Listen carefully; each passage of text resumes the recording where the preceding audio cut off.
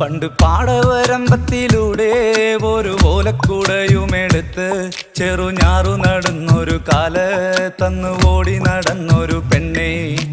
കയ്യിൽ കരിവളയിട്ട് കണ്ണിൽ കൺമഷി കൊണ്ടുവരച്ച് പിന്നെ വാർമോടിയൊക്കെ വിരിച്ച് നല്ല ചേലുള്ള പാവാടയിട്ട് ആ തോട്ടോരത്തുള്ളൊരു കൈതോലക്കൂട്ടത്തിനോരത്തു നിൽക്കണ ഒരാൽമരത്തിൻ ചോട്ടിലിരിക്കണ ദേവിക്കു ചാർത്തുവാൻ പൂവുകൾ കൊണ്ടുപോയോ പെണ്ണെ, പൂവുകൾ കൊണ്ടുപോയോ.